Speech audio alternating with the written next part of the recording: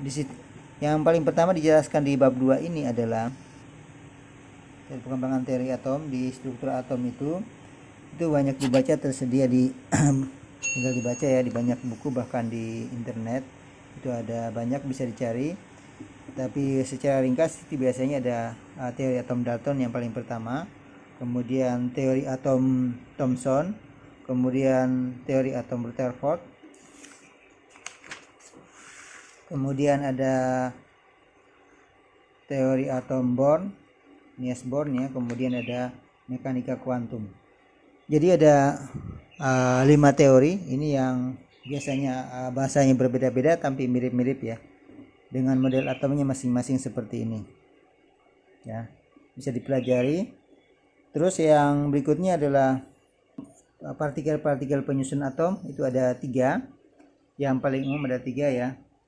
Pertama adalah elektron, kemudian proton. Elektron itu disingkat dengan seperti ini, yaitu ini adalah elektron, atas ini adalah 0 menunjukkan sebagai massa, jadi masanya adalah 0. Kemudian yang bawah ini -1 adalah muatannya.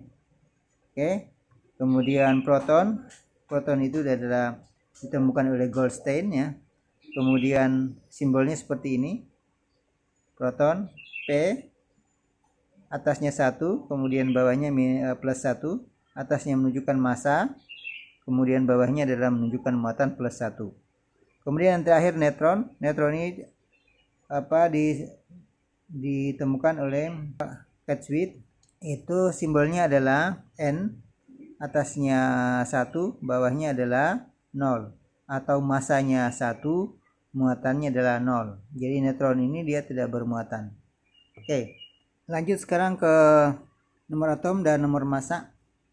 Jadi kalau misalnya dalam unsur kimia itu disimbolkan seperti ini. Nanti akan ada sistem periodik unsur-unsurnya. Nanti akan saya tunjukkan.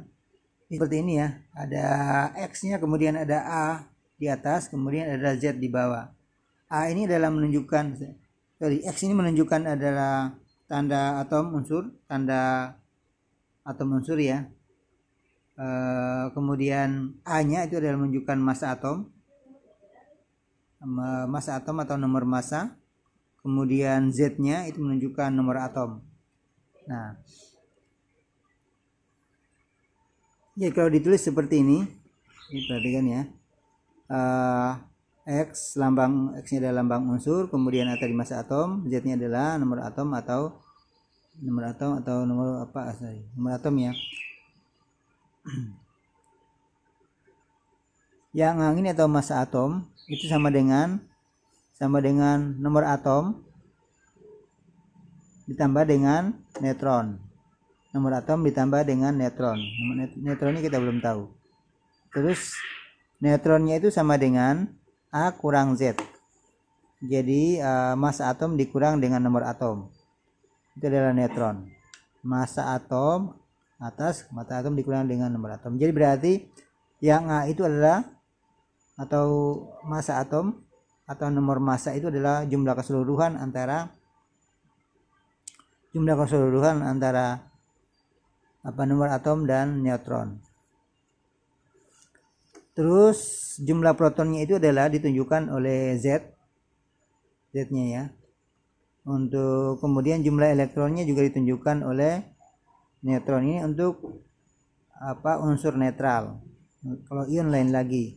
Saya kasih contoh langsung di sini. Nah, contohnya ini adalah oksigen dengan A-nya adalah 16, Z-nya sama dengan 8. Jadi ini berarti kalau kita tulis protonnya sama dengan 8. Oke, elektronnya juga sama dengan 8 karena semuanya berasal dari angka yang bawah ini, proton dan elektron.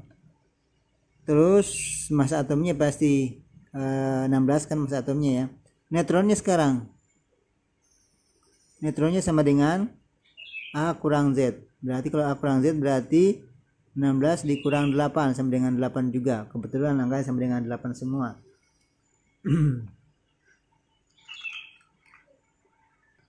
Sekarang Na ya, dengan nomor atom massa atom 23, nomor atomnya adalah 11. Berarti kalau kita tulis, berarti ini massa atom atas ya. Berarti protonnya sama dengan 11. Elektronnya sama dengan 11 juga. Neutronnya sama dengan 23 kurang dengan 11, atau A kurang Z sama dengan berapa itu? 12. Itu udah 2 contoh. Sekarang yang bermuatan. Saya kasih contoh yang bermuatan sekarang. Nih. Kita kasih yang atas saja ya. Kita ambil yang atas sama yang bawah dua-duanya. Oksigen itu muatannya 16 ya, muatannya 2 min. Ini protonnya berapa? Kita singkat protonnya berapa, elektronnya berapa, kemudian neutronnya berapa. Nah, kalau yang seperti ini protonnya tetap sama 8, neutronnya juga tetap sama 16 kurang 8 sama dengan 8. Ini yang berubah, elektronnya yang berubah. Elektronnya berubah menjadi 8 tambah 2. 2-nya dari sini, dari muatan 2 min. Berarti kalau yang berubah adalah elektron, elektronnya menjadi 10. Paham ya, gampang ya. Nah, sekarang yang ini. Natriumnya tadi sana netral. Ini adalah ion. Jadi kalau bermuatan kayak gini adalah ion. Ini adalah ion negatif atau anion, sedangkan ini adalah ion positif atau kation. Jadi ini adalah berarti protonnya berapa? Ini saya singkat P aja, elektron dan neutron. Protonnya tetap 11, neutronnya juga tetap 23 kurang 11 sama dengan 12. Yang berubah adalah elektron. Jadi kalau yang bermuatan kayak gini, sekali lagi yang berubah cuman elektronnya. Ini berubah elektronnya, ini yang berubah juga elektronnya. Kalau seperti ini, elektronnya adalah 11 dikurang 1 sama dengan 10. Jadi kalau positif berarti dia elektronnya dikurang.